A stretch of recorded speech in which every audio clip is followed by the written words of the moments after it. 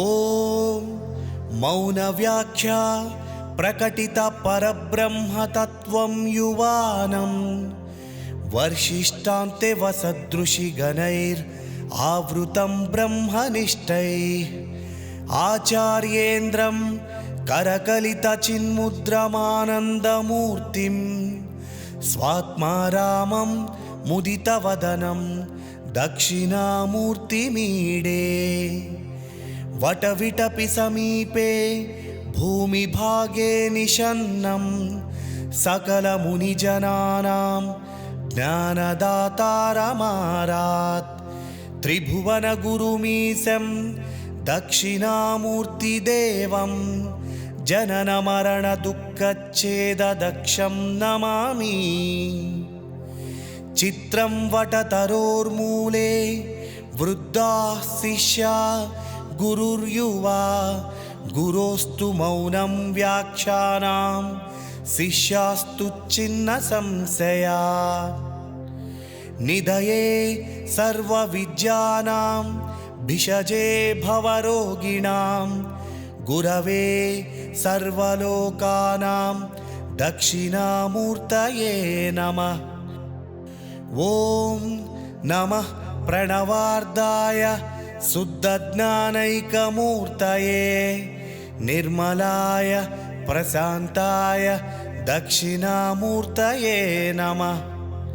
चिद्घनाय महेशाय वटमूलनिवासिने सच्चिदानन्दरूपाय दक्षिणामूर्तये नमः। ईश्वरो गुरुरात्मेति मूर्तिभेदविभागिने व्योमवद्व्याप्तदेहाय दक्षिणामूर्तये नमः। अंगुष्ठतर्जनी योगमुद्रा व्याजेन योगिनां सृच्यर्दं ब्रह्मजीवैक्यं दर्शयन् योगता शिव। ॐ शान्ति शान्ति शान्तिः। विश्वं दर्पणदृश्यमाननगरी तुल्यं निजान्तर्गतम् पश्यन्नात्मनि मायया बहिरिवोद्भूतं यथा निद्रया यस्साक्षात् कुरुते प्रबोधसमये स्वात्मानमेवाद्वयम् तस्मै श्रीगुरुमूर्तये नमः इदं श्रीदक्षिणामूर्तये।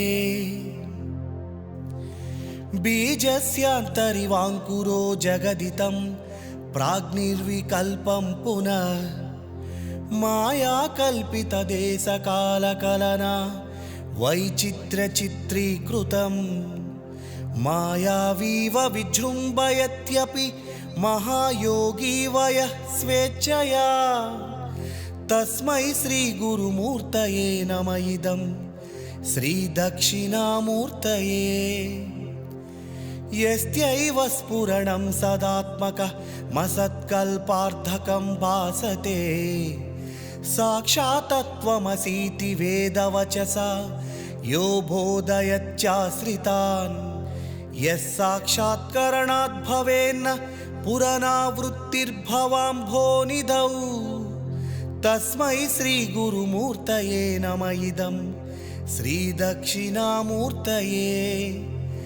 नानाच्छिद्रघटोदरस्थित महादीपप्रभाभास्वरं ज्ञानं यस्य तु चक्षुरादिकरण द्वारा बहिस्पन्दते जानामीति तमेव भान्तमनुभाच्येत तत्समस्तं जगत् तस्मै श्रीगुरुमूर्तये नमः इदं श्रीदक्षिणामूर्तये। देहं प्राणमपीन्द्रियाण्यपि चलां बुद्धिं च शून्यं विदुः स्त्रीबालान्धजडोपमास्त्वहमिति भ्रान्ता भ्रुसंवादिनः मायाशक्तिविलासकल्पित महाव्यामोहसंहारिणे तस्मै श्रीगुरुमूर्तये नमः इदं श्रीदक्षिणामूर्तये। राहुग्रस्तदिवाकरेन्दुसदृशो मायासमाच्छादनात् सन्मात्रः करणोपसंहरणतो यो भूसुषुप्तः पुमान् प्रागस्वाप्समिति प्रबोधसमये यः प्रत्यभिज्ञायते तस्मै श्रीगुरुमूर्तये नमः इदं श्रीदक्षिणामूर्तये।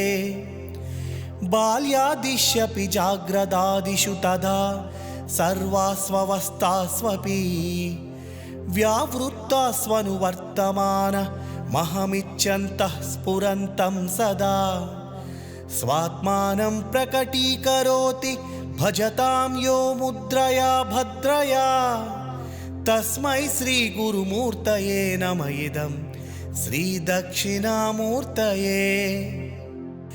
विश्वं पश्यति कार्यकारणतया स्वस्वामी सम्बन्धतः शिष्याचार्यतया तथैव पितृपुत्राध्यात्मना भेदतः स्वप्ने जाग्रति वाय एष पुरुषो माया परिभ्रामितः तस्मै श्रीगुरुमूर्तये नमः इदं श्रीदक्षिणामूर्तये।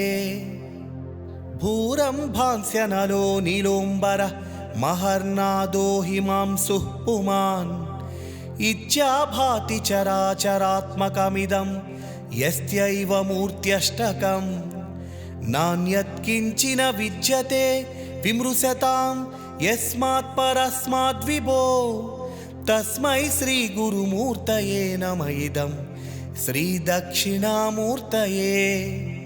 सर्वात्वत्वमिति स्फुटीकृतमिदं यस्मादमुष्मिन् स्तवे तेनास्वश्रवणात् तदर्थ मननाज्ञानाच्च संकीर्तनात् सर्वात्मत्वमहाविभूतिसहितं स्यादीश्वरत्वं स्वतः सिज्येतत्पुनरष्टदा परिणतं चैश्वर्यमव्याहतम् इति श्रीमच्छङ्कराचार्य विरचितं दक्षिणामूर्तिस्तोत्रं सम्पूर्णम्।